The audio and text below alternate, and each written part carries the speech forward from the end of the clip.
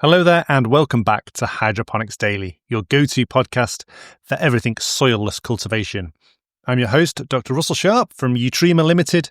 We manufacture a range of fertilizers, biostimulants, biopesticides.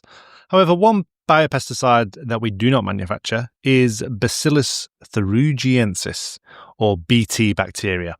But this is one of the most common bacterial bioinsecticides used globally, and it is pretty effective and safe to use. So I thought we'd go into the really interesting way it works and why it's safe to use on crops, but is actually very, very toxic to insects. It's really interesting. So stay tuned. So I will shorten the name of Bacillus thuringiensis to just BT from now on. And BT is a naturally occurring soil bacterium, so single-celled organism that's been studied for over a century. And what makes it so special is that it produces a type of protein called cryproteins. And these are toxic to certain groups of insects, especially caterpillars, beetle larvae, and mosquitoes as well. So some plant pests and some human plant pests. So how does it work? Well, when the insect larvae eats plant material treated with the BT bacteria that have the BT bacteria and these proteins in them, those proteins activate in the insect's gut. They bind to receptors in the gut lining, punch holes into the cells, and essentially stop the insect from feeding. Within a few hours, the pest is immobilized and it dies soon afterwards, just as you would if your stomach had been punched holes in. Crucially, the mechanism is very selective, and the cryproteins only affect insects with the right receptors in their digestive system. Humans, animals, and beneficial insects and bees don't have these receptors, which is why BT has an excellent safety record. Okay, so reasons why it's been adopted by both conventional and organic agriculture is it's specific to the pest. It breaks down quickly in the environment, so it doesn't persist on the crop or accumulate in the soil.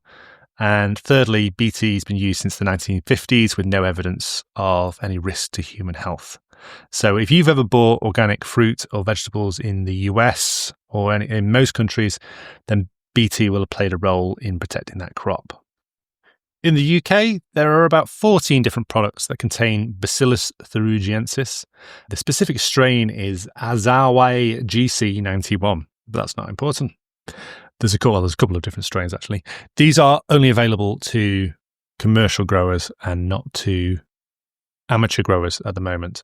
You can buy BT bacteria on eBay and places like this, but it's not registered for use on crops. And so those products are very, very much in the grey area of products you can use in hydro because they're not registered.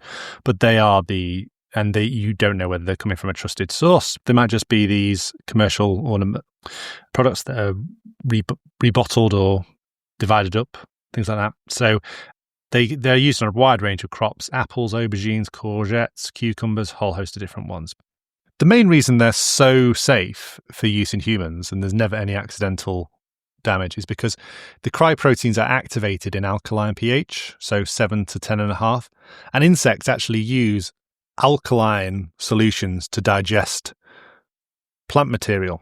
Just like when we're digesting seaweed extracts, if you wanted to digest it, seaweed, is to make a biostimulant, often they use alkaline chemicals. The same process in an insect's guts. They use alkaline solutions to digest plant material, whereas in your stomach, you don't use alkaline, you use acid.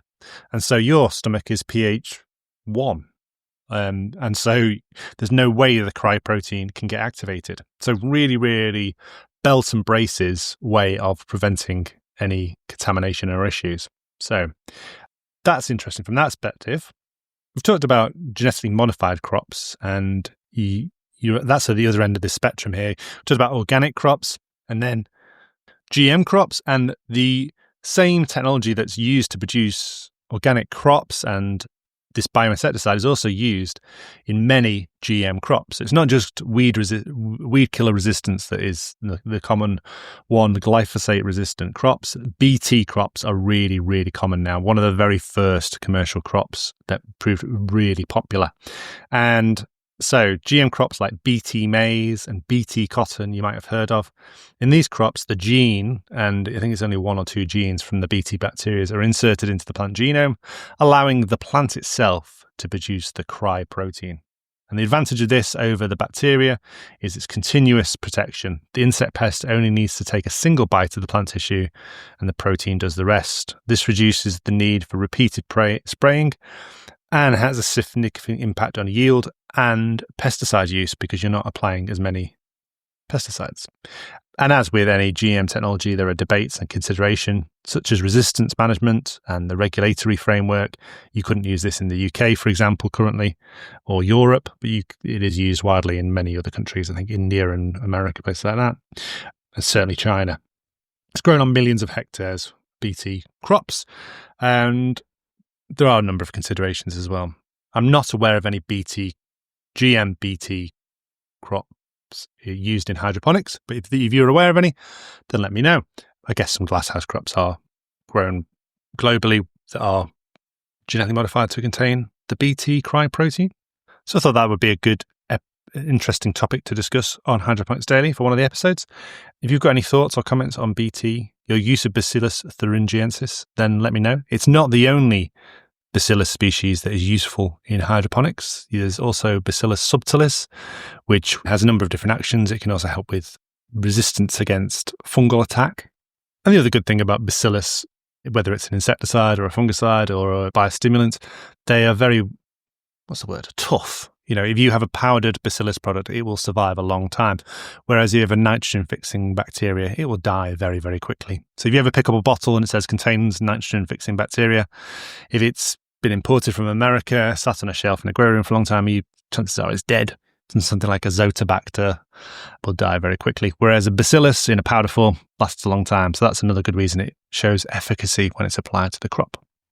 Other updates on my microgreens. I've just brought my pea shoots and my basil out to put on my new tray on my new racking. They're looking fantastic. And all the shop bought seeds from the health shop I bought, they all germinated.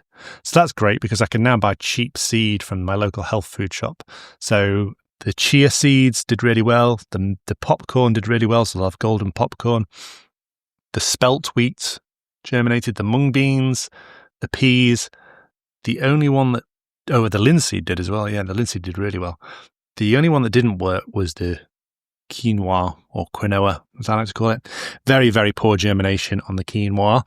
And so, yeah, I won't be pursuing that. I've got plenty of other healthy seeds to grow. So, yeah, I'll go back to the health food shop, buy more seeds and see which ones work. And I'll let you know there. So the number of microgreens we're growing is increasing dramatically. And so it'll be microgreens on toast in the Utrema HQ for the time being. Thank you very much for listening for today's episode. As always, the best thing you can do if you want to help the show is leave an Apple podcast review because that shoots us up the charts dramatically as soon as you've done that. Until tomorrow, thank you very much for listening and goodbye.